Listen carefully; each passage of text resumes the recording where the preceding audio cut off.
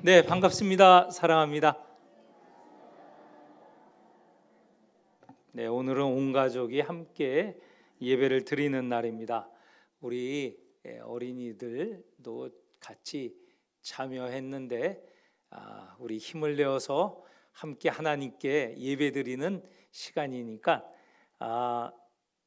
한 시간, 이제 한 30분 남았네요. 30분간 잘 말씀을 들었으면 좋겠습니다. 오늘 말씀 전에 우리가 찬양을 들었습니다. 찬양은 나라는 그런 제목의 찬양이었죠. 네, 이 찬양의 시는 송명희라는 분이 시를 지었습니다. 송명희는 뇌성마비 환자입니다. 말도 어눌하고 또 온몸이 마비가 되어서 잘 걷지도 못하는 분입니다. 사람들이 생각하기에 저 사람은 무슨 쓸모가 있을까? 이렇게 생각하고 보겠지만 송명희 이분을 통하여서 하나님께서는 큰 역사를 하셨죠. 그가 지은 시가 단순하면서도 깊은 울림을 주는 신앙적인 시이기 때문에 많은 이들이 이 시를 읽고 위로받았습니다. 오늘 우리 찬양대를 통하여서 들은 이 시, 나라는 이 시도 큰 위로가 되는 그런 시이고, 여기에 최덕신이라는 분이 곡을 붙여서 이렇게 찬양곡으로 만들어서 많은 이에게 큰 위로가 되었습니다. 아마 대부분 어르신들은 다 이 찬양 한번 들어보셨죠?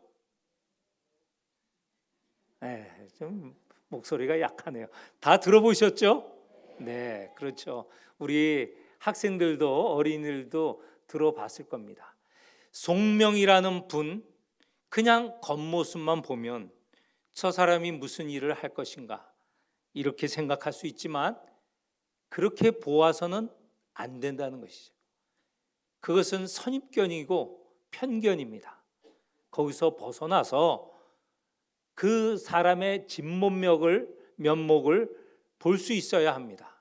그 사람이 말하는 것, 그 사람이 행하는 행동을 자세히 우리가 듣고 보아야 그 사람을 제대로 알 수 있다는 것이죠.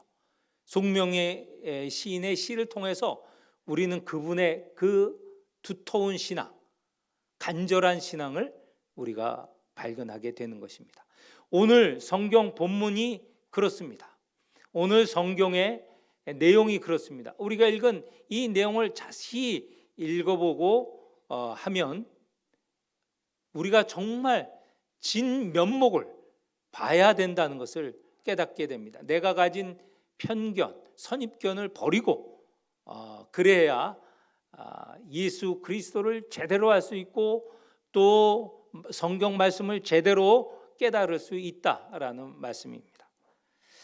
오늘 내용은 이렇습니다. 예수께서 당신의 고향 나사렛에 가서 이제 안식일이 되어서 회당에 들어가셨습니다.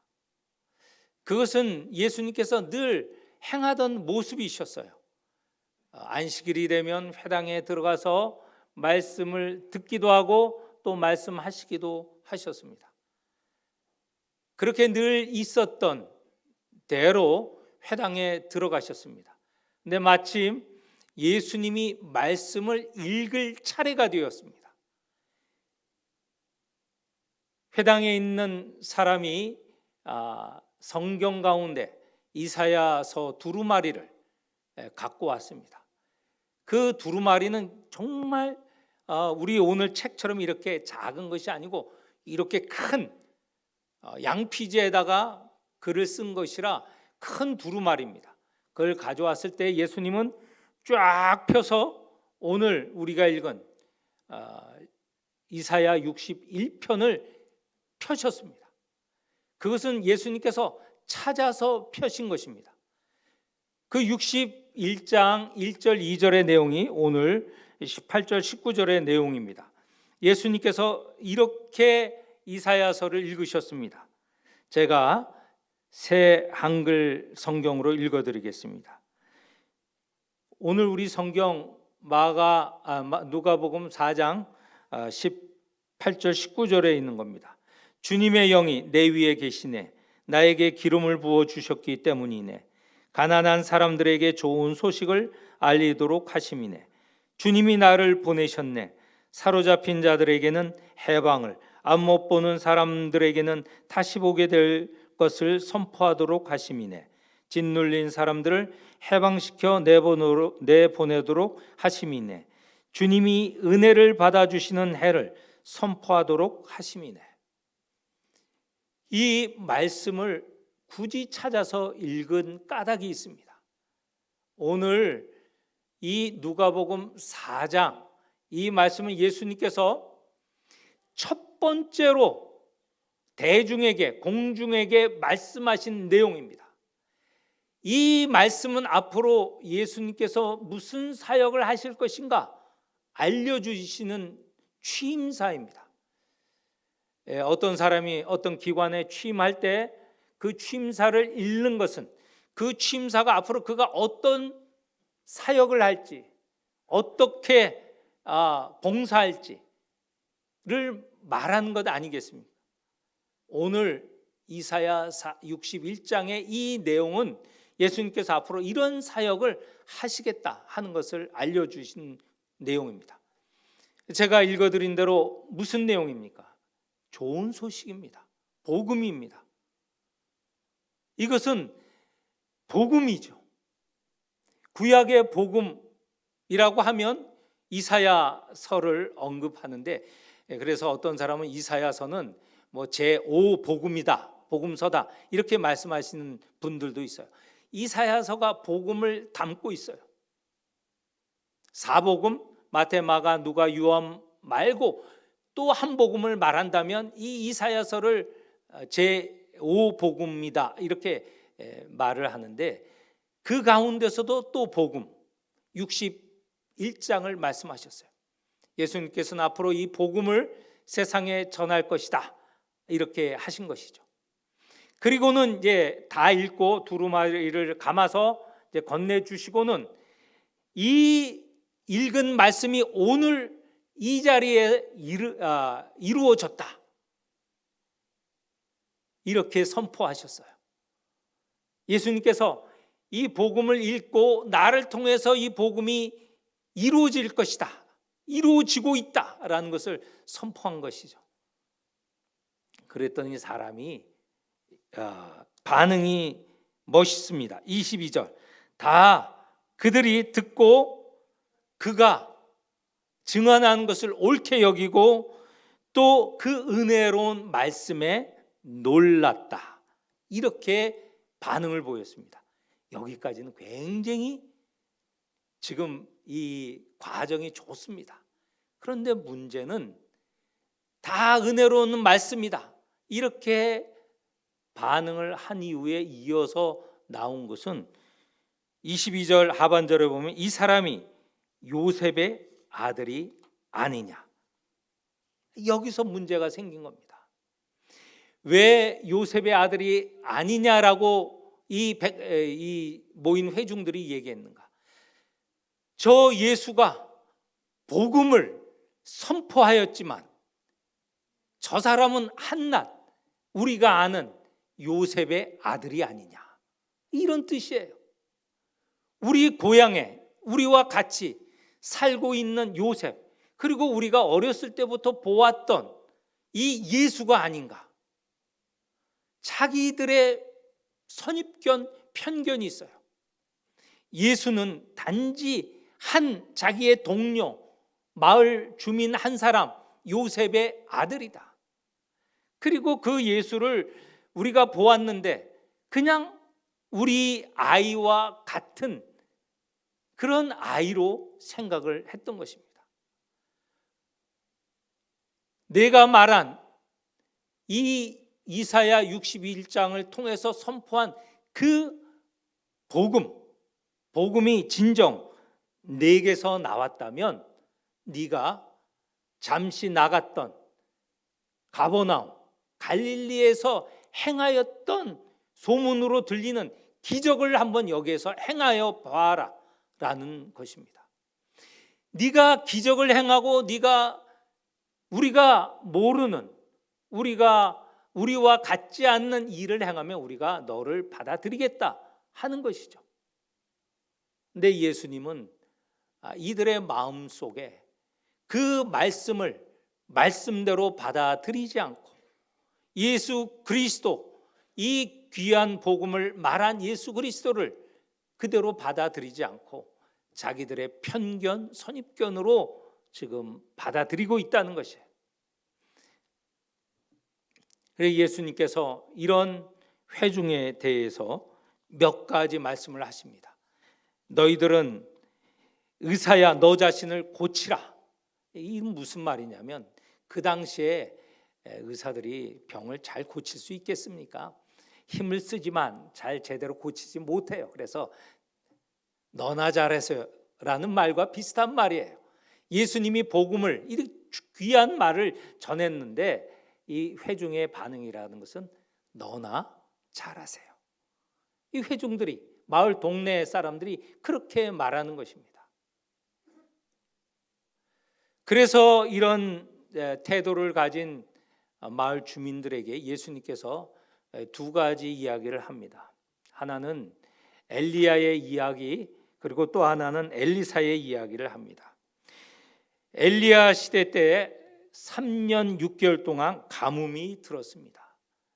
가뭄이라는 것은, 이것은 당시에 옛날에는 이 가뭄이 제일 무서운 것이거든요. 그러면 많은 사람이 죽고 또는 병들고 합니다. 3년 6개월이나 가뭄이 들었으니 많은 사람이 죽어가던 시기였습니다.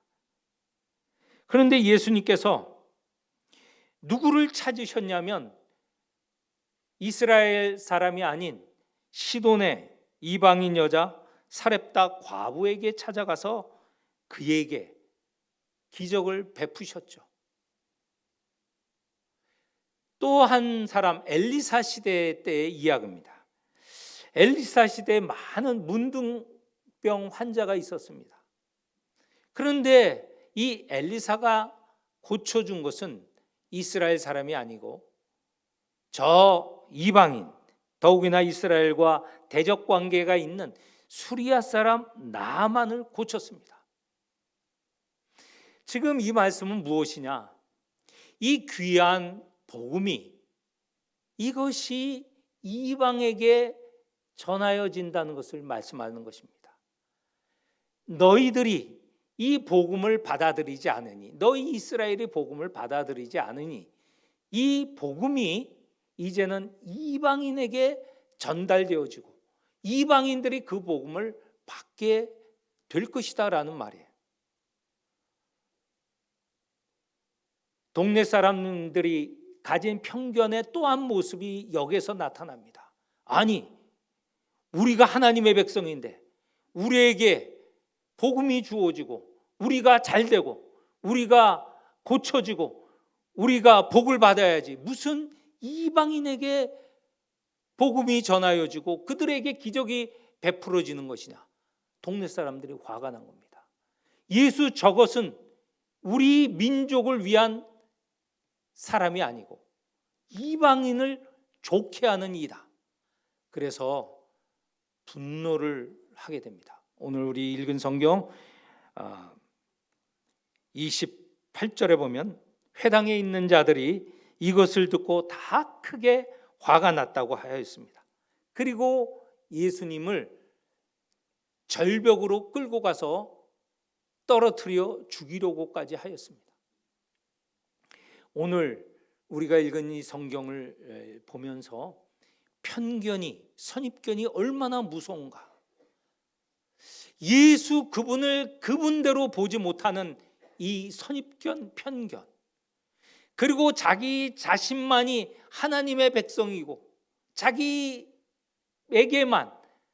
구원과 복과 이런 것이 주어져야지 이방인에게 전하여지는 것을 부정하고 심지어 그런 말을 하는 예수를 죽이려고 하는 것이 이 이스라엘 사람들의 모습입니다.